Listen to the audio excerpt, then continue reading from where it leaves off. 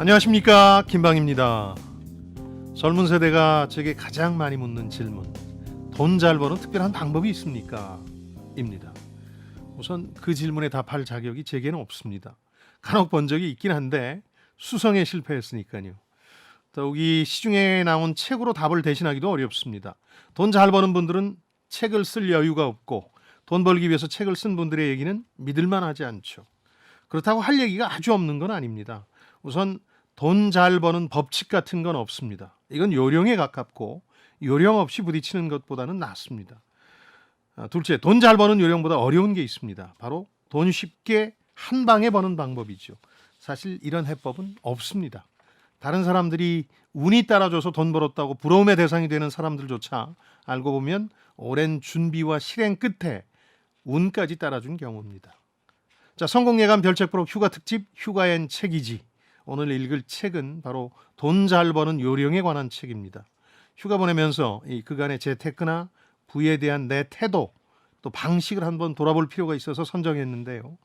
특히 전보다 훨씬 노골적으로 부에 대한 욕망을 드러내지만 가상화폐나 주식, 부동산에 대한 투자로 오히려 어려워진 분들이라면 더욱더 그래야 합니다. 경제적 독립과 조기 은퇴를 뜻하는 파이어족에게는 바이블 같은 책인데 꼼꼼히 읽다 보면 일반적인 예상과는 다른 요령을 알려줍니다.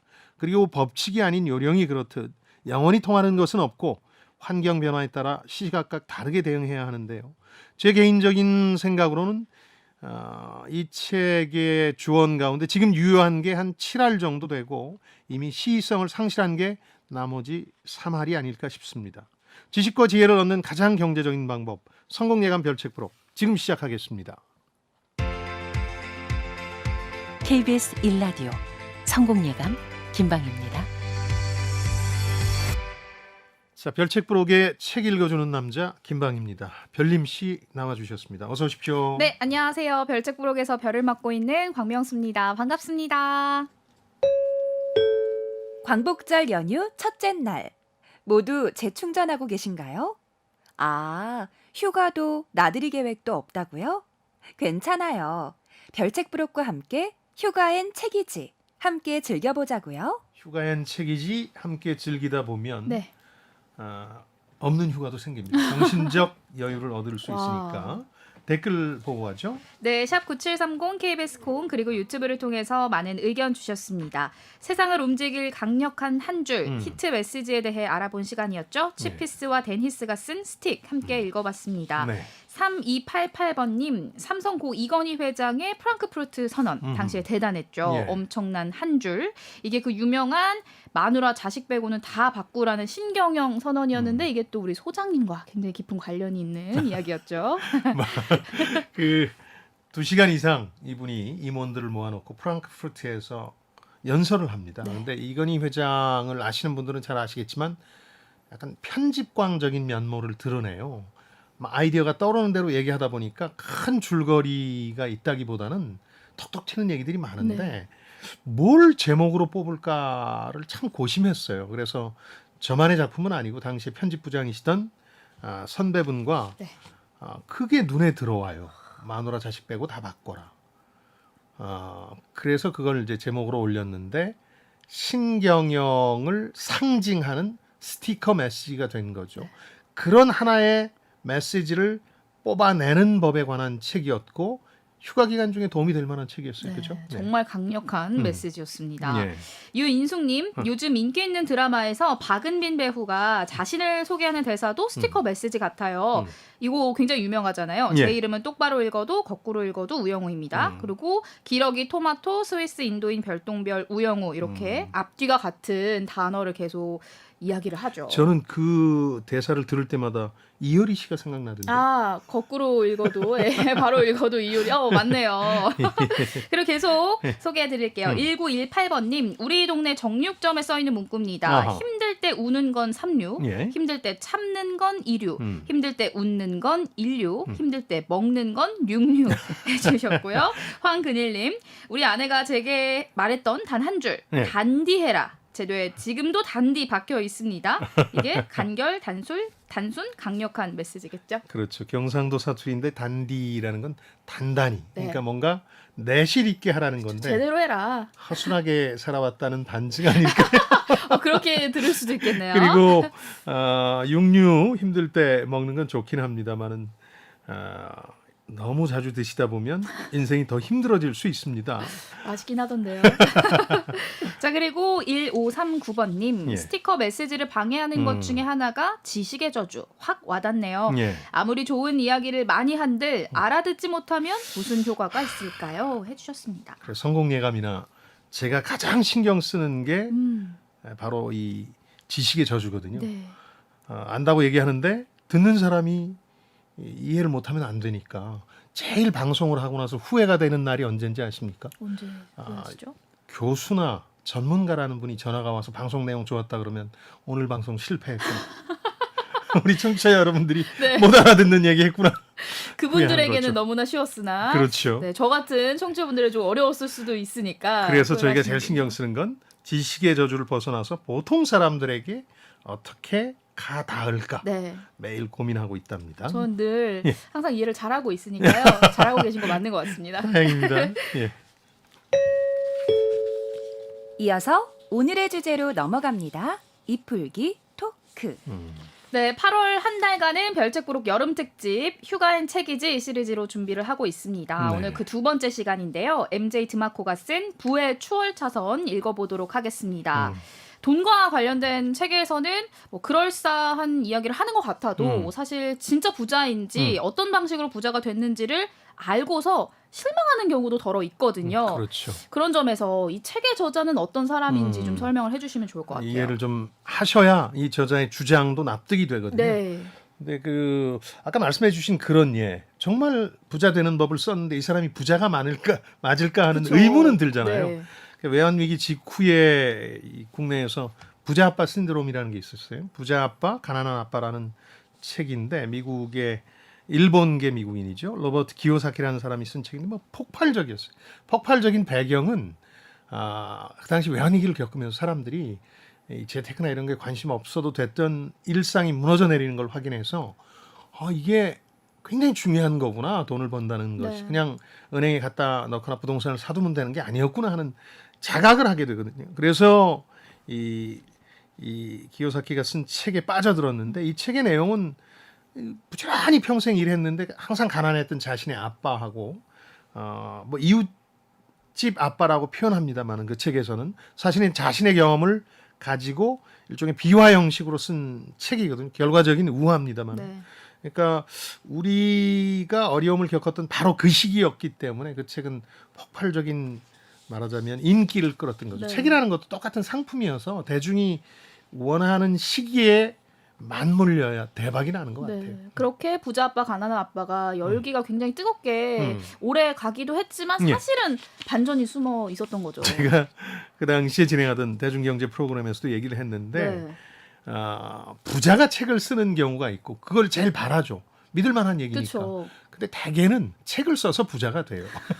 기요사키도 마찬가지인데 네. 책, 강연, 뭐 심지어 게임 뭐 이런 것들로 돈을 벌었고 다단계 마케팅도 적극적으로 하신 분이었죠. 이런 것들이 좀 알려지면서 이제 퇴색했는데 이 책의 저자 드마코 같은 경우는 중간중간 기요사키를 비판해요. 네. 다단계 얘기도 좀 쓰고 그러면서 다단계를 만들면 모를까.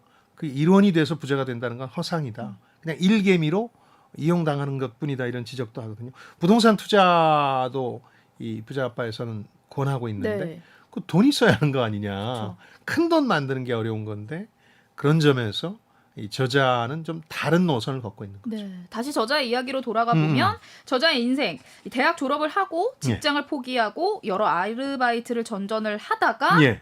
수백만장자가 되거든요. 그렇죠. 어떻게 그렇게 되는 거죠? 백만장자라는 게 지금 뭐 10억이니까 우리나라 아파트 한 채 값도 안 되니까 네. 수백만장자라는 표현을 이 저자는 쓰고 있는데 그러니까 편노스라에서 자라서 굉장히 그 어려서는 힘들었던가 봐요. 네. 뭐 아이스크림 같은 간식만 먹어서 살도 찌고 그런 저자였는데 대학 졸업하고 너무 힘겹게 아르바이트를 전전하고 실망한 어머니는 잔소리만 하고 이러다 보니까 어느 날 그냥 다른 도시로 떠나기로 결심해서 여러 가지 장단점 비교해보고 피닉스라는 낯선 곳으로 가서 새 출발을 하는데 여기에서 리무진 서비스 중개 플랫폼을 만들어요. 그러니까 인터넷 사이트를 만드는데 네. 그게 뭐냐면 어떤 낯선 도시에 가면 리무진 서비스를 받고 싶은데 바가지 쓰는 경우가 미국에도 많거든요. 그러니까 비교할 수 있게 네. 상당히 혁신적인 아이디어였어요. 이거 만들어서 잘 나가기 시작하면서 처음에 120만 달러 우리 돈으로 한 15억 원에 회사를 팔아서 목돈을 처음으로 쥐었고 그리고 나서 가만히 보니까 자기가 만든 이 사이트가 이제 죽어가는 게 보여서 다시 이걸 샀어요. 그리고 재매각하는데 그때는 1,000만 달러 가까이 뭐 760만 달러 그러니까 90억 원 정도에 매각했으니까 수백만 달러인 건 맞죠. 그 다음부터는 이제 이런 책을 쓰고 강연하고 그러면서 자신의 사이트 추월차선이라는 사이트를 운영합니다. 지금도 들어가시면 이분과 Q&A를 할 수 있습니다. 한국인들도 네. 물론 영어로 작성하셔야 되지만 그 다음에 뭐 부동산 투자도 돈이 생기고 나서는 한다 이렇게 밝히고 있는 사람입니다. 네, 그야말로 조기 은퇴 성공을 한 거죠. 예, 이 저자가 부자로 되기로 결심을 한 걸 보면 예. 단순해요. 어릴 적에 봤던 람보르기니라는 슈퍼카와 그 주인을 만나기 위해서다. 근데 이게 어떻게 보면은 굉장히 좀 속물적이지 않나, 너무 소비지향적이지 않나라는 생각도 들거든요. 람보르기니라는 차를 사기 위해서 부자가 됐다. 네. 뭐 그렇게만 보면 결과적으로는 그렇게 보이거든요. 네. 그리고 이 책을 앞부분만 읽으시면 그런 이제 속물적인 부자 되기에 관한 책이라는 생각을 하실 수도 있는데 오독하시면 안 되는 네. 게 그 당시에 이제 차를 발견하고 어린 나이에도 불구하고 가서 물었던가 봐요. 어떻게 해서 돈 버셨어? 이런 질문 하기 쉽지 않은데 네.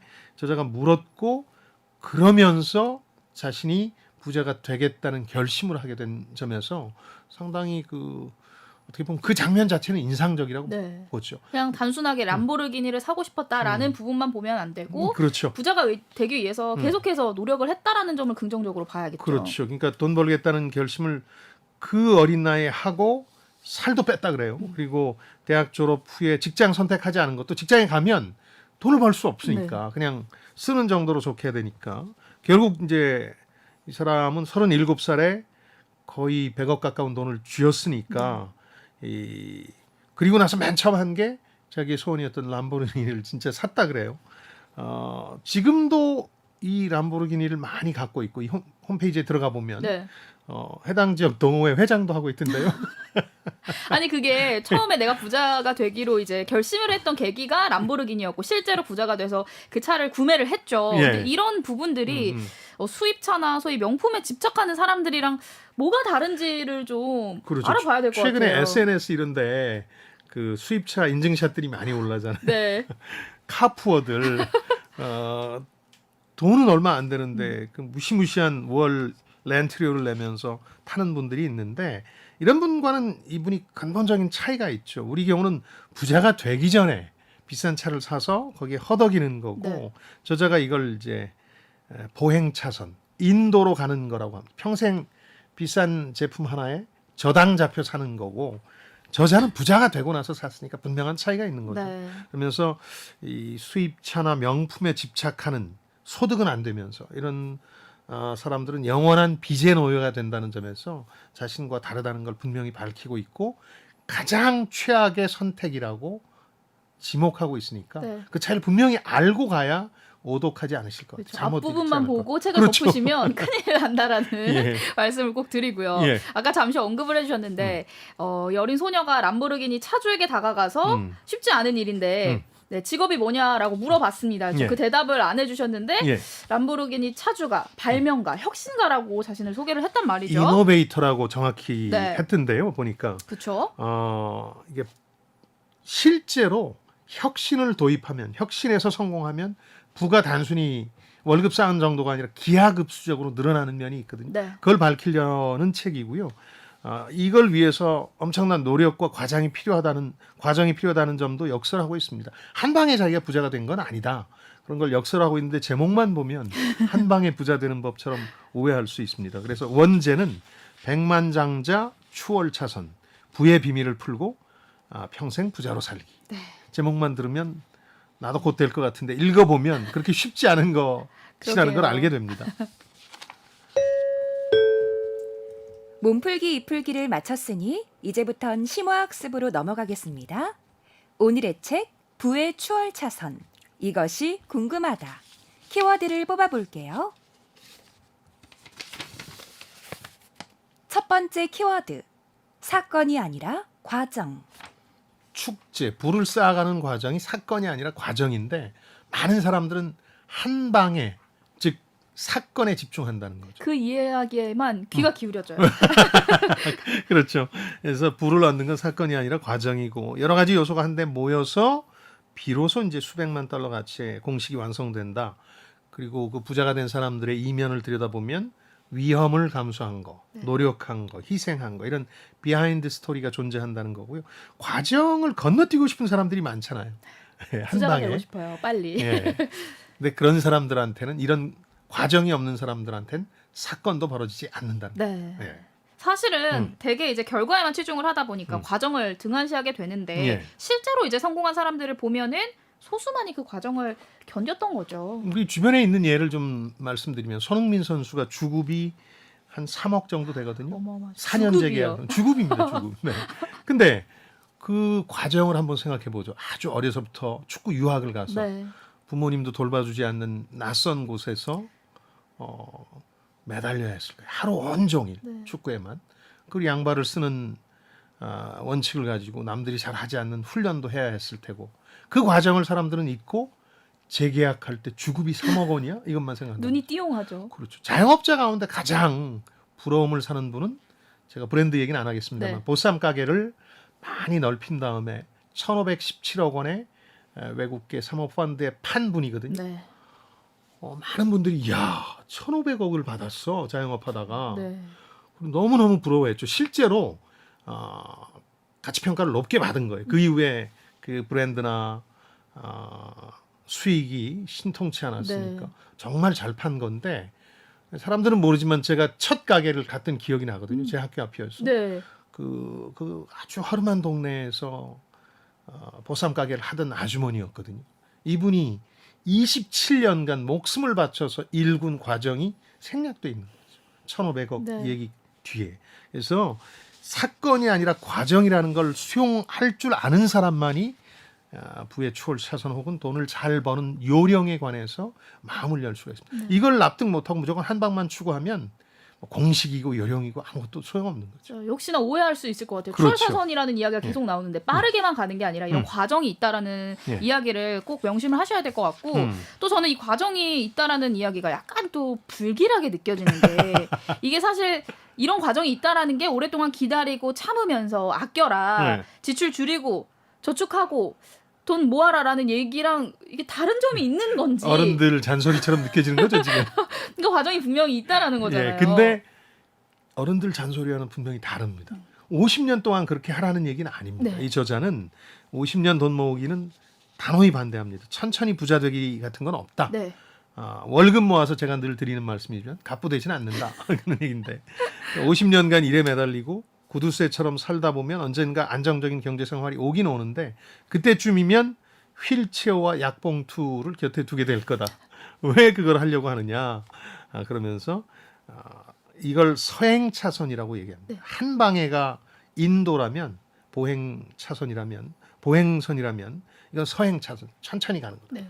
그래서 즉 이 사람은 추월 차선 얘기를 하고 싶은 거고 그런 점에서 기존의 전문가들 혹은 부모님들의 조언과는 다르다. 하지 마라류의 조언을 자기는 하고 싶고 네. 그래서 서행 차선 보통 사람들 얘기하는 재테크나 소비 절약 이런 것들의 반스승이다. 엔티다. 이렇게 얘기를 하고 있고요. 그래서 빠르게 한 10년 정도에 빠르게 부자 되는 지름길을 찾게 자기는 돕고 싶다. 네. 그 홈피에 지금도 이런 슬로건을 내걸고 많은 사람들의 상담에 응해주고 있습니다. 네, 그러니까 과정은 있는 건데 이게 서서히 부를 축적하는 게 아니라 예. 이게 기하급수적으로 돈을 벌어야 그렇죠. 된다라는 거잖아요. 그러니까 새로운 부의 방정식이라는 게 있다. 그러니까 이 사람이 피닉스로 이주해서 웹 디자인을 하면서 리무진 서비스 중개 플랫폼을 만들거든요. 이게 자기 아르바이트 하던 데서 추월 차선으로 옮겨 탄 거다라는 거거든요. 처음에 회사를 팔고 10억 정도를 손에 쥐었을 때 막 부자가 된 듯한 착각에 좋은 차도 사고 했는데 보니까 세금 다 떼고 나니까 얼마 안 남더라. 그래서 조금 더 해서 회사를 재인수해서 살린 다음에 다시 팔고 그 다음부터는 돈이 돈을 벌더라. 그러니까 돈 열리는 나무를 심었다. 이 사람은 이런 표현을 쓰는데 국내에서도 캐시우드라는 펀드 매니저 때문에 돈나무 언니라는 유행어가 있습니다만 네. 실제 돈나무를 심었다 자기는. 그다음부터는 일에 하루에 모든 시간을 보내는 게 아니라 한두 시간 일하고 자기대로 돈을 벌어주니까 자동으로 수익을 올리는 구조를 만들었다는 겁니다. 근데 저는 이제 부자라는 사람들을 이제 보다 보면은 사실 좀 운이 좀 따라야 되지 않나라는 생각도 들거든요. 예, 예. 이것도 역시나 과정의 어떤 부산물이라고 봐야 될까요? 그러면 운칠기삼이라고 얘기하잖아요. 그리고 그건 정확한 표현이라는 생각이 들거든요. 살수록 사업도 그렇고 운이 70%인 건 맞는데 그 운은 사건이죠.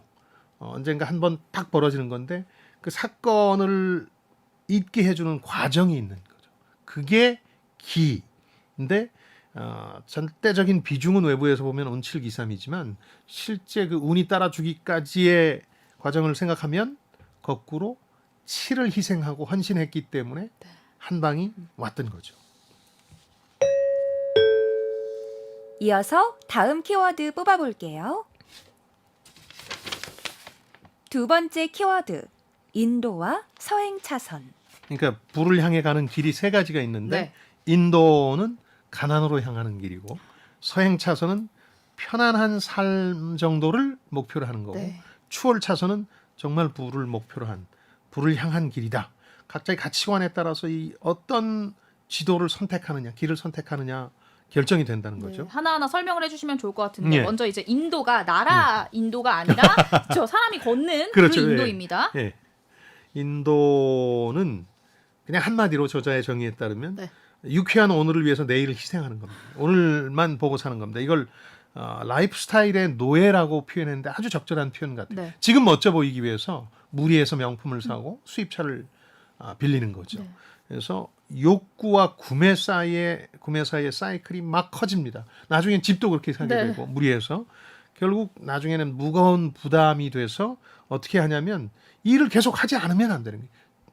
회사가 싫어도 회사 계속 나가야 되고 사업이 싫어도 자영업 계속 해야 되는 그런 상황까지 되면서 경제적 노예로 전락한다는 거죠. 통계를 통해서 미국인 내 10명 가운데 6명, 그러니까 60%가 이렇게 인도를 걷는다는 걸 이제 얘기하고요. 이 길을 걷는 사람들에게 부는 본인이 월급, 수입, 거기다가 빚, 네. 빚도 재산이야 그러면서 이제 신용카드 쓴 거, 네. 대출 받은 거 이런 것들 부로 보는 거죠. 근데 이 모델의 가장 큰 문제는 왜 가난으로 향하냐면 아무 문제 없이 흘러가면 좋겠지만 언젠가 문제가 생겨도 실직할 수도 있고 지금 대출 금리 폭등하니까 네. 보세요. 원리금 부담이 엄청 힘들어지죠. 예. 그래서 돈 관리 능력이 전반적으로 없는 사람들이 대개 이 길을 걷는 게 아니냐 이렇게 저자는 봅니다. 예. 이제 그 다음으로 서행차선 이야기가 있는데 예. 천천히 걷는 사람들일까요? 그렇죠. 천천히 가는 사람들인데 이 사람들은 보통 부모님 잔소리에 등장하는 인물들이죠. 네. 내일을 위해서 오늘을 희생합니다. 빛나는 내일을 위해서. 보통 전문가라는 사람들이 하는 조언도 대개 이 부류입니다. 네. 저도 뭐 이런 부류의 조언들을 하죠. 비싼 커피 좀 줄여라 이런 거. 절약과 저축 얘기하고 네. 복리의 힘 얘기합니다. 계속 꼬박꼬박 저축해서 복리로 이자가 붙으면 큰 부자가 된다는 거죠. 10년간 비싼 커피 안 마시면 결혼 자금 될 만한 목돈 빠진다 이런 얘기를 제가 가끔 하는데 라떼 효과라고. 네. 그 이런 전형적인 예죠. 그런데 이 저자가 주장하는 건 그렇게 해서 빛나는 내일이 오긴 오는데 40년 후에 온다. 어떡할 거냐. 네. 그래서 자신이 또 통제할 수 없는 변수들에 너무 기대고 있다. 직업 잃을 수 있고 실업자 될 수 있잖아요. 주식이나 부동산 재테크도 하는데 이것도 최근에 경험하듯이 오히려 원금을 잃게 만드니까 계획대로 되지 않는다. 그래서 평생 돈을 벌고 돈으로 뭔가를 할 수 있다는 전제 자체가 틀렸기 때문에 네. 뭐 일자리를 잃을 수도 있고 주식이나 부동산이 폭락할 수도 있는 거니까 이 많은 사람들이 이렇게 살지만 전제 자체가 옳지 않다고 저자는 주장하는 겁니다. 근데 대부분의 사람들이 서행 차선에서 천천히 지금 걷고 있는 거나 다름이 없잖아요. 그렇죠. 꾸준하게 돈을 벌고 있고. 예. 근데 저자는 도대체 왜 이게 문제라고 하는 걸까요? 특히 저자가 행복이라고 얘기하는 게 경제적 자유인데요. 시간으로 수익률을 늘 따져보라는 겁니다. 네. 시간. 얼마나 일에 투자하는 건지 혹은 재테크에 투자하는 건지. 이 모델에서는 서행차선 모델에서는 부가 직업에서 나오는 월급 네. 플러스 투자, 재테크 같은 걸 해서 이게 마이너스니까 문제죠. 보통은 힘듭니다. 플러스가 아니라. 근데 이 시간 개념으로 서행차선을 한번 생각해 보라고 얘기합니다. 주 5일 일하고 2일 쉽니다. 근데 주 5일 일하는 게 비용이라고 치면 시간 개념으로 이 모델은 마이너스 60%다. 주 5일 일해야 되니까. 네. 그 복리라는 것도 전문가들이 복리의 힘이라고 많이 조언하는데 이건 맞는 얘기예요. 그게 뭐냐면 원금이 크지 않을 때는 복리의 힘이 별로 안 느껴져요. 최근에 어떤 인터넷 은행에서 복리로 2%를 줘요. 매일매일 이자를 받아볼 수 네. 있는데 그 이자가 엄청나게 적다는데 충격을 받게 될 겁니다. 원금이 커야 복리도 효과를 발휘하는 그렇죠. 건데 그러면서 환산을 해놨어요. 잔인하게도 직업별로 100만 달러가 버는 네. 그러니까 100만 장자가 되는 시기를 해놨는데 바텐더가 제일 길어서 625년 소프트웨어 기술자가 125년 잘 나간다는 소프트웨어 기술자마저도 그러니까 일로 인한 수입만으로 따져보면 네. 100만 장자 되는데 보통 한 300년 걸린다. 월급 모아 갚아 안 된다. 네. 이런 주장을 하고 있는 거죠. 100년 단위로 이렇게 나와버리니까 조금 숨이 갑갑하게 느껴지는 것 같기도 그렇죠. 한데 예. 아무래도 이제 부를 증식하려면 가장 기본이 돈을 모아야 되는 건데 저자는 이를 위해서 통제력과 영향력이 필수라고 강조를 했는데요. 이 그렇죠. 부분 어떤 의미일까요? 추월 차선으로 들어서지 않는 한 인도가 됐건 특히 서행 차선에서는 통제력과 영향력이 없다는 거죠. 예를 들어서 아까 일자리 잃었을 땐 이 모든 가정이 무너져 버린다는 말씀 드렸는데 네. 자기한테 통제력이 없잖아요. 회사가 어려워져서 나가라는데 어떡할 겁니까? 그렇죠. 그다음 또 하나 영향력. 내가 결정할 수 있는 입장이 돼야 되는데 내가 결정할 여지가 별로 없어요. 예를 들어서 주식이나 부동산 폭락하는 게 내 탓은 아니지 않습니까? 그러면서 저자가 뭐 주식 같은 거 장기 보유하라고 매수 보유 전략 같은 걸 전문가들이 제안하는데 네. 되게 잘 안 되더라. 통제력과 영향력이 나한테 없으니까 경기 상황에 달려 있는 거죠. 뮤추얼 펀드나 퇴직연금이 보통 직장인들의 투자인데 이것도 무의미하다. 좋은 학교 가는 것도 도움이 된다고 보긴 합니다만은 어른들이 일단 좋은 학교 가라 그러잖아요. 근데 대출금만 남기잖아요. 일단 사회에 나갈 때 미국의 경우도 뭐 한 4천만 원, 5천만 원 빚부터 지고 나가니까 저 학비도 빚이 되니까요. 영원히 그 빚의 노예가 되는 거죠. 네. 그래서 서행 차선에서 막 돈 벌라고 얘기한 사람, 기요사키 같은 사람도 대표적이지만 자신들이 모범을 보이지 않았다는 거예요. 자신들이 이렇게 하라고 그러면 정작 그렇게 돈 번 사람은 없다는 네. 거죠. 강연하고 책 내서 부자가 됐지. 사실 물론 아껴서 부자 된 아니었다. 건 아니니까. 네. 뭐 부동산 투자해서 부자 된 건 아니니까. 그러면서 서행 차선, 기존에 많은 사람들이 쫓고 싶어하는 이 서행 차선의 무의미함을 강조하죠. 그렇다면 이제 저자가 계속 주구장창 주장하는 추월 차선에 대해서 예. 말씀을 해주셔야 될 것 같아요. 직장인이라면 추월 차선으로 갈아타기가 쉽지는 않죠. 네. 직장 다니면서. 방법은 두 가지가 있는데 이미 경험하신 분들도 있을 텐데 하나는 회사 경영진 되는 거죠. 그러면 스탁 옵션도 받고 땅땅거리며 살 수 있죠. 네. 다만 임원은 임시 직원이라는 별명이 있을 만큼 언제 잘릴지 모르니까 이것도 어려운 일이긴 합니다. 또 하나는 명성을 얻는 겁니다. 요즘은 직장 다니면서도 뭐 인플루언서가 될 수도 있고 네. 이런 명성을 얻어서 서행 차선에서 벗어날 수는 있는데 되게 그 한계에 갇히게 된다는 거죠. 이런 비유를 들었어요. 서행 차선 부자는 MBA를 따고 추월 차선 부자는 그런 사람들을 고용한다. 네. 서행 차선 부자는 고용되고 추월 차선 부자는 고용한다. 네. 뭔가 강력한 추월 차선의 공식이 있을 것 같지만 꼭 그런 건 아닙니다. 근데 이제 저자가 강조하는 게 예. 부자처럼 보이는 것과 진짜 부자의 차이를 알아야 된다라는 건데 예. 앞서 말씀해주신 이 지도라는 비유로 예를 들어보자면 예. 인도를 걸으면서도 추월 차선을 달리는 것 같은 인상을 준다. 또 본인마저도 착각을 한다. 이런 거잖아요. 주변에 많잖아요. 인증샷 올리는 거. 플렉스 하시는 분들. 네. 진짜 수입이나 이런 거. 와는 관계없이. 그렇죠. 근데 저자는 조금 더 엄밀한 부에 대한 정의를 내리는데 3요소, 3F가 부다. 패밀리, 가족 혹은 관계. 피트니스, 그러니까 신체 혹은 건강. 그다음 프리덤, 자유 혹은 선택. 근데 이 저자가 이 가운데서 자유라는 걸 부의 진정한 요건이고 행복의 전제라고 얘기하고 자신이 원하는 시기에 원하는 곳에서 원하는 모습으로 원하는 방식으로 살 수 있는 자유. 일하고 싶으면 일하고 네. 일하고 싶지 않으면 안 해도 되는. 그러니까 조기 은퇴 꿈꾸는 분들이 일 안 하겠다 그러는데 일 안 하는 기간이 길어지면요 돈이 아무리 많아도 힘들어요. 그러니까 이분은 일할 수 있는 자유, 일하지 않아도 될 자유 같은 게 진짜 부다. 버트런트 러셀이 한 얘기로 기억을 합니다만은 내 주머니에 10,000원이 있을 때보다는 10만 원이 있을 때가 훨씬 자유롭다 이런 네. 얘기를 하는데 그런 개념이라고 보시면 되죠. 대출 같은 거 혹은 렌트 같은 걸로 부자처럼 보이기는 쉽고 광고나 이런 거는 막 권하죠. 프로그램 같은 데서도 TV 프로그램 같은 데서도 수입차 안 타면 네. 뒤처진 사람처럼 느끼게 만드니까. 그러나 그렇죠. 그거는 이제 부에 대한 잘못된 정의 때문에 벌어지는 일이라는 거죠. 그렇다면 돈을 관리할 줄 모른다라고 하는 사람들의 특성을 좀 특별하게 좀 살펴볼 수 있을까요? 부를 물질로 보는 사람들이죠. 그게 남을 흉내내는 거고요. 남의 시선에 지나치게 관심을 들이는 분들이죠. 예. 그러니까 이걸 저자는 일종의 노예 상태라고 보는 겁니다. 그래서 행복이 아니라 이건 불행인데 본인이 착각한다는 거죠. 초기에. 그래서 자유를 잃은 상황이고 평범한 삶이라면 보통 직장인의 삶을 예로 들면 그러니까 생존 경쟁에 놓여 있는 현대판 노예들. 잔인하죠.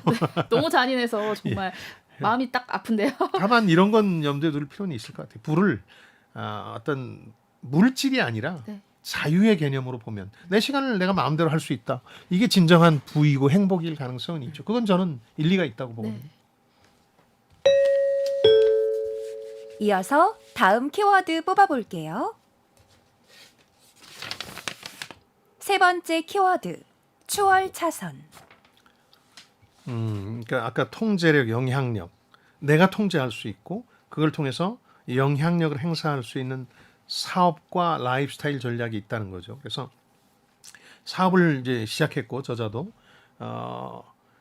본인이 예를 들어서 람보르기니라는 슈퍼카를 타고 다니면 그게 또 영향력이 돼서 많은 사람들이 저 사람은 뭐 하는데 하면서 그 사이트에 들어와 보거든요. 네. 그게 선의 그 선순환을 일으키는 거죠. 그러면서 놀랄만한 어떤 부와 자유를 얻게 됐다는 거거든요. 자기도 하루에 1시간도 일 안 한다는 거예요. 그게 진짜 부가 아니냐, 행복이 아니냐 그런 네. 얘기죠. 예. 와, 진짜 조금 일하면서 돈을 그렇게 많이 벌 수 그렇죠. 있다면 얼마나 여기서는 좋을까요? 부의 공식이 순이익, 내가 하고 있는 사업에서 내는 이익 플러스 내가 가지고 있는 자산이 스스로 굴러가면서 돈을 버니까 자산 가치, 순이익 플러스 자산 가치라고 정의되는 것이죠. 그러니까 이번 키워드를 보면 알 수 있듯이 저자는 쉽게 부자가 되는 것보다는 빠르게 부자가 되는 방법을 강조를 해주고 있는데요. 그렇죠. 근데 사실 뭐로 가도 서울로 가면 된다고 부자가 되면 되는 건데 왜 이렇게 빠르게 가는 걸 특별하게 강조를 하는 걸까요? 시간과의 싸움이라고 보니까 부를. 그러니까 시간이 짧을수록 더 많은 자유를 누리게 되고 더 행복해질 수 있다는 개념이니까 추월차선을 강조하는데 네. 그러려면 뭐가 돼야 되냐? 사업만 하면 그렇게 되냐? 그게 아니라 저자가 강조하는 게 산업화, 시스템화라는 걸 강조합니다. 네. 무슨 얘기냐면 자영업자분들은 아실 거예요. 꿈이 뭔지 아세요? 많은 자영업자의 꿈은 어떤 거? 내가 매장에 안 나가도 스스로 굴러가는 가게가 되는 게 네. 좀처럼 안 돼요. 어려워요. 반드시 사고가 나 있고 사장이 없는 매장은 티가 납니다. 근데 이 저자는 어떤 사업에서 산업화 시스템화해서 본인이 거기에 올인하지 않아도 되는 걸 만들어야 된다. 네. 그러면서 피라밋에 도전했던 2명의 형제 얘기 비유를 드는데 한 사람은 매일매일 쌓아올렸고 돌 하나씩을 한 네. 사람은 거대한 기중기 같은 걸 만들어서 순식간에 해치웠다. 기중기 쪽을 택하지 않을래? 그게 부의 추월차선이라는 게 이 사람의 얘기입니다. 그때 해야 될 몇 가지 전제들이 있는데 그 중에 하나가 소비자 관점에 보면 야, 이 물건 좋더라는데 이 물건이 인기야? 내가 팔 수는 없을까?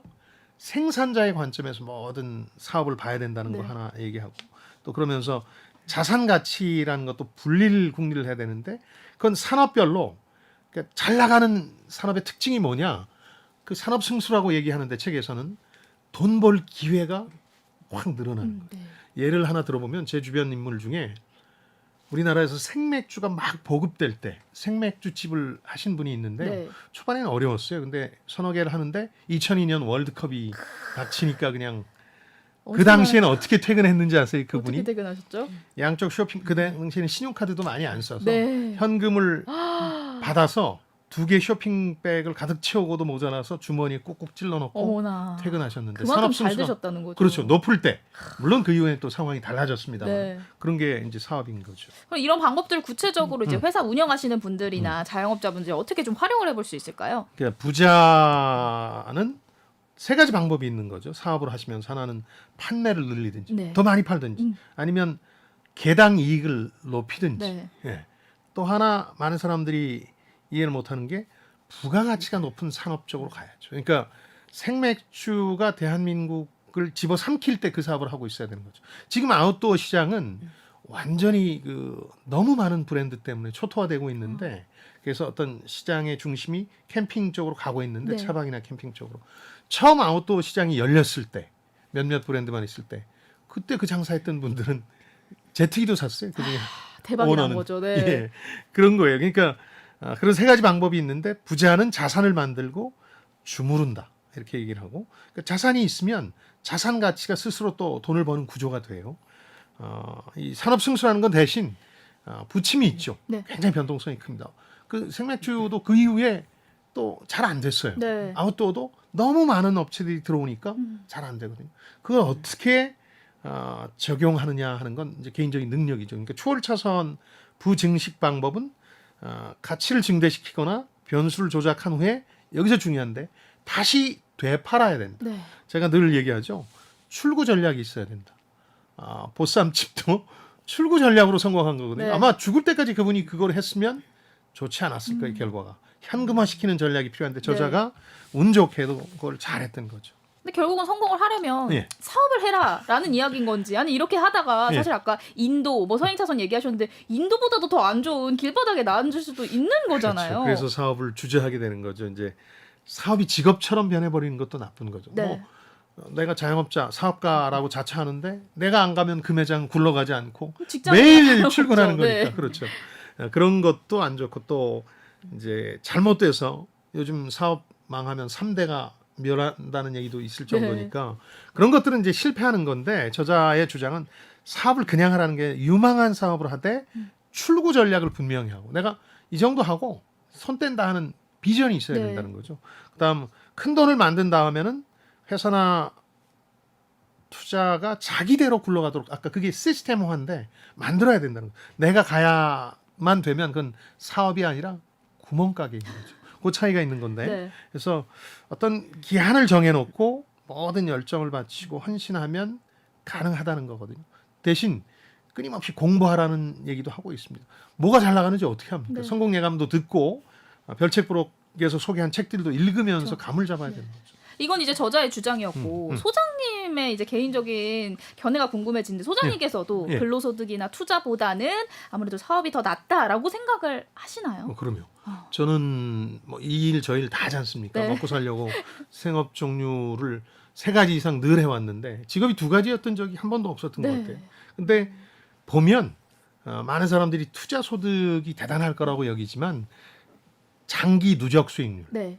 평생에 걸친 수익률 보면 예금이자 조금 더 한 정도고 그 정도도 잘한 거죠 사실은 신중하게 했기 때문에 월급 가지고 갑부되지 않는다는 얘기는 거듭 얘기했으니까 그렇고 결국은 사업 소득이 제일 컸던 것 같아요. 네. 그리고 지금도 사업을 계속하는 이유 중에 하나기도 하고 그런 점에서 보면 사업을 하라는 거 단기간에 추월차선을 타고 가고 싶으면 이 전망은 맞는 것 같아요. 그 의견에는 동의를 하시네요. 예. 근데 문제는 뭐가 좋은 사업이냐라는 것인데 예. 저자는 이 부분을 한 5가지 분야로 제시를 그렇습니다. 해줬습니다. 저도 이게 궁금해서 네. 쭉 들여다봤는데 이 점이 좀 진일보한 것 같아요. 막연히 사업해서 돈 벌어라 그러면 누가 못하겠습니까? 너무 힘들어요. 너는 운 좋아서 성공했지 뭐 이럴 수 있죠. 근데 네. 여기서 얘기하는 게 나중에 산업화되거나 시스템화돼서 시간 많이 들이지 않아도 굴러갈 만한 유망 산업들이 있다. 네. 5가지를 추천했는데 임대 시스템, 뭐 부동산도 있지만 지적재산과 같은 거. 네. 내 재능이 있어서 뭐 컨텐츠를 만들어 놓으면 그것도 이제 임대료를 얻는 개념이니까. 그렇죠. 컴퓨터 소프트웨어 시스템 이건 본인이 이제 했던 건데 인터넷 덕분에 지난 5년간 백만장자가 된 사람이 그 이전 50년간 백만장자가 된 사람보다 많다. 이거 미국에서 늘 하는 얘기인데 그것 때문에 이 사람도 본인 말로 수백만장자가 된 거죠. 컨텐츠 시스템, 블로그나 뭐 웹툰, SNS, 유튜브 같은 것들, 유통 시스템, 내 가게를 열어서 프랜차이즈를 벌린다든지 하는 것들, 인적 자원 시스템, 이건 뭐 우리나라에서 아직 본격화되고 있지는 않습니다만 사람들을 구하기가 힘들어지면서 사람들을 대신 관리해주거나 공급해주는 역할들, 이런 것들이 앞으로 상당히 유망하다고 밝히고 있습니다. 지금 여러분께서는 주말에만 만나는 성공예감 별책 부록을 듣고 계십니다. 오늘 들려드리는 책은 부의 추월 차선입니다. 이어서 다음 키워드로 넘어갑니다. 네 번째 키워드, 차량. 예, 그러니까 부자가 되기 위한 공식 네 가지를 지도, 아까 세 가지 유형 말씀드렸죠. 차량, 길, 속도. 그러니까 추월 차선을 이용하고 나면은 그 다음부터는 이제 개인이 하기 나름인데 그걸 차량에 빗대서 얘기를 하고 있습니다. 자신이 운전해야 된다. 미국 관용어구 중에는 운전석에 앉아라라는 얘기인데 드라이버 시트에 앉아라 그러는데 본인이 다 책임지고 하는 겁니다. 그건. 그래서 어떻게 보면 그 이후에 여러 가지 일들, 길이나 속도로 비유되는 것도 본인 하기 나름이다. 그래서 개인이 사업체를 설립해서 어떤 의지를 가지고 어떤 헌신을 하면서 얼마나 할 것이냐 이런 걸 결정해야 된다고 얘기하는 거죠. 네, 추월 차선을 통해서 빠르게 부를 축적하라라고 계속 거듭 강조하고 있는데 예. 그 빠르다는 시간이 도대체 한 몇 년 정도로 보고 있는 건지 사람마다 궁금합니다. 이것도 좀 다를 수 있으니까 네. 본인이 어떤 계획을 세워야 되는데 뭐 10년 안에 30대 안에 나는 은퇴하겠다 이런 목표들 많이 세우시잖아요. 그쵸. 파이어족 네, 된다면서. 근데 그렇게 너무 이른 시간에 얽매이다 보면 실패 가능성도 높아지기 때문에 그런 각자 상황에 따라 달리해야 된다는 거죠. 이게 인도를 걸으면서 자신은 추월 차선을 가고 있다는 착각과도 관련이 있는 게, 예를 들어서 가상화폐로 부자가 된 분 중에 운 좋게 네. 가상화폐 가격이 괜찮을 때 팔고 떠난 분도 있거든요. 제 주변 지인 아드님도 그래서 몇십억 챙겨서 그렇게 많진 않지만 예. 네, 그런 분들이. 그렇게 은퇴하려고 하는데 문제는 그렇게 해서 은퇴해버리면 일을 안 하는 건데 처음 몇 달은 좋은데요. 네.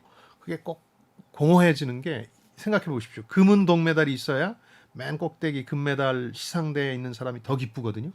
은메달 동메달이 없는 금메달 시상대를 생각해 보세요. 재미없어요. 네. 그러니까 너무 언제까지 몇 년 안에 이런 목표를 세우지 말고 자신의 형편에 따라서, 그리고 자신이 도전하려는 분야에 따라서 네.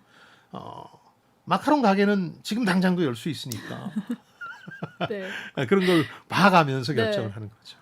그렇다면은 이 서행 차선을 걷는 사람들의 특성이 어떤 것들이 있을지 그것만 좀 반대로 따라서 하면 잘 되는 게 아닐까라는 그렇죠. 생각도 들거든요. 한마디로 저자는 서행 차선과 추월 차선의 운전자들이 다른 상황에 놓여 있다고 보거든요. 그 중에 하나가 많은 영향력과 통제권을 남한테 맡겨버렸다. 시간 마음대로 할 수 있나요? 직장에 있는 한 그건 어렵잖아요. 매여 있어야 되죠. 그렇죠. 회사나 상사, 경제 환경, 뭐 네. 주식시장 상황 이런 거에 자기 걸 올인해버린 결정권을 박탈당한 상태라는 거죠. 그래서 저자는 지각과 행동, 이건 이렇게 본다. 그리고 그래서 나는 이렇게 하겠다는 이 모든 것을 본인이 할 때 네. 이게 진짜 경제적 자유와 선택이고 이게 행복이다. 일반적으로 기법도 설명합니다. 그냥 흔히 할 때는 직장인과 사업가의 차이가 이겁니다. 직장인은 어떻게 생각하냐면 이게 상사에게 어떻게 비춰질까 혹은 회사에 어떻게 드러날까 이런 것들을 신경 쓰는데 저희 같은 자영업자들은 이런 생각을 하죠.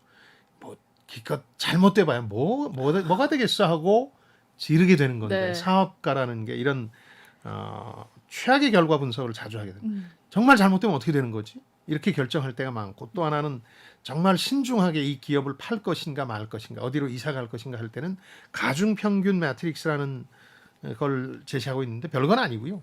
내가 회사를 살려고 하는 이유, 팔려고 하는 이유를 쭉 써놓고 네. 각각의 요소별로 점수를 매겨서 어떤 게 최선인가를 선택해내는 겁니다. 그래서 저자는 거듭 얘기하는 게 자유 시간을 내 마음대로 한다는 것이 진정한 부이고 행복이다.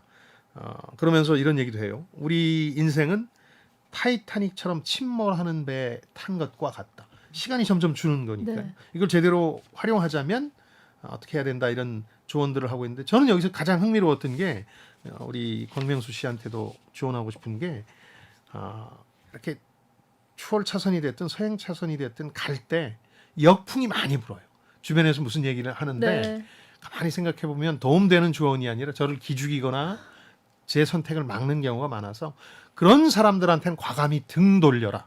에너지만 빼먹고 사실은 도움이 안 되니까. 그러면서 또 한 가지 한 게 아까 얘기한 공부. 평생에 걸쳐서 학교 교육이 아니라 자신이 필요에 따라서 지식을 추구하고 학습해야 된다. 그런 지적도 하고 있죠.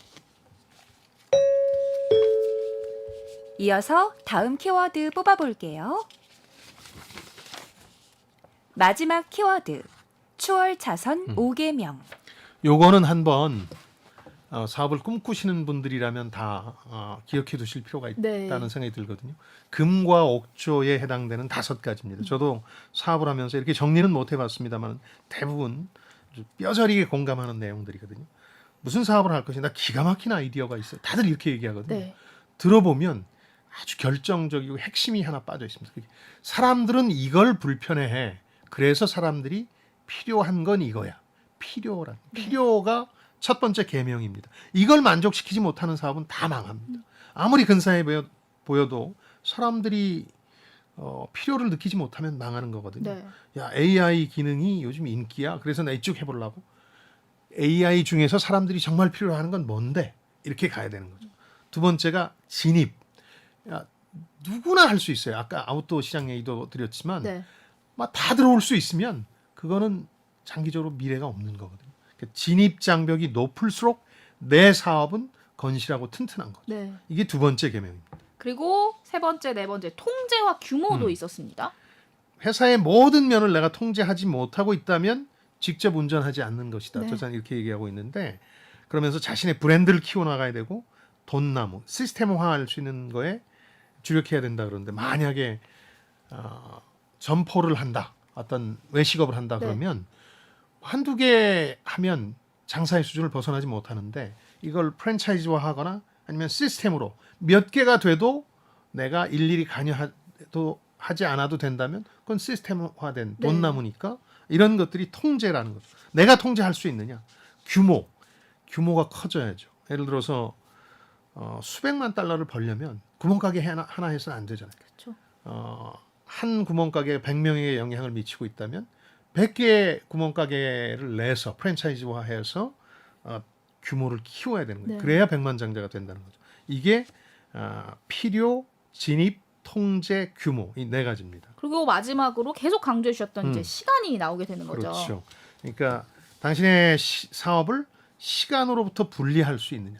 무조건 이 사업에는 이 정도 시간이 들어 그러면 그런 사업으로 발전하지 못하는 네. 거죠. 그래서 당신 사업은 당신 없이 돈나무로 클 수 있느냐 이것도 따져야 돼요. 그래서 가만히 있어도 수입이 들어오게 만들어야 비로소 사업이 된 거고 진정한 부를 일군다는 것이죠. 그래서 상당히 제가 보기엔 이 5가지 계명을 사업 아이디어를 궁리하시는 분들이라면 잊지 말아야 되겠습니다. 네.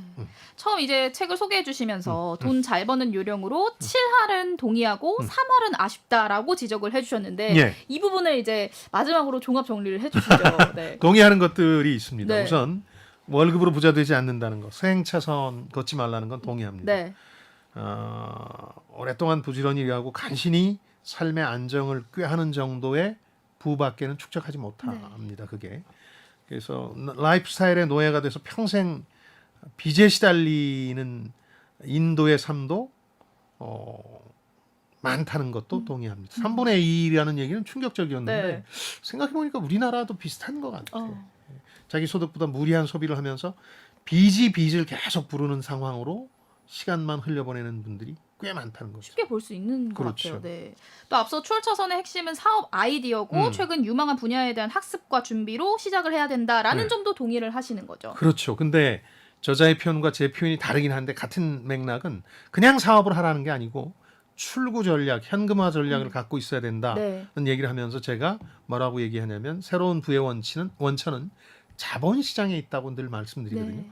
그러니까 장사해서 버는 돈이 아니라 이 회사를 팔거나 합치거나 늘리는 과정에서 생기는 자본시장 활용이 중요하다는 거거든요. 그래서 어려서부터 이 자본시장 뭐 증시를 포함해서 구조와 원리에 대해서 공부를 하는 게 중요하고요. 뭐 기본적인 어떤 재무나 재정에 대한 파이낸스에 대한 이해를 해두실 필요가 있을 거라고 네. 생각해요. 이제 그럼 이제 동의하지 않는 네. 부분을 말씀을 해주셔야 될 것 같아요. 박명수 씨가 이미 마음속으로 느끼고 계실 텐데 네. 이 저자는 그랬고 또 그렇게 권하는 게 직장생활 하지 마라. 네. 바로 사업해라. 사업 뛰어들라는 네. 건데 이 저자 같은 경우는 잃을 게 없었잖아요. 가족이 없었고 잔소리하는 어머니 외에는 없었는데 네. 우리는 가족도 있고 목구멍이 포도청이라 당장 직장 생활이 더욱 중요할 수도 있거든요. 네. 저자는 절박하게 시작할 수 있었는데 그렇지 못한 경우가 많아서 그래서 저는 그 직장 생활 하면서도 네. 이런 공부를 계속하고 음. 아이디어를 계속 발굴하는 겁니다. 네, 네. 그러다 기회가 오면 낚고칠 수 있거든요. 제 주변에도 직장 생활하다 기회를 잡은 분들도 꽤 있어요. 네. 처음부터 다 때려치우고 사업하라는 얘기는 저는 안 하겠습니다. 너무 위험 부담을 가지고 그렇죠. 하지는 말고. 대신 아까 얘기한 자본시장이라든가 이런 데 대한 이해를 미리 해둬야 되니까 네. 그런 쪽 사람들을 만나고 그런 쪽 책을 읽고 본인이 준비를 해두라는 거죠. AI가 선정한 심쿵 한방. 오늘의 책 부의 추월 차선을 관통하는 핵심 구절. 한 방에 정리해 드립니다. 지출 삭감이 아니라 소득과 자산 가치의 기하급수적인 성장이 백만장자를 만든다. 네.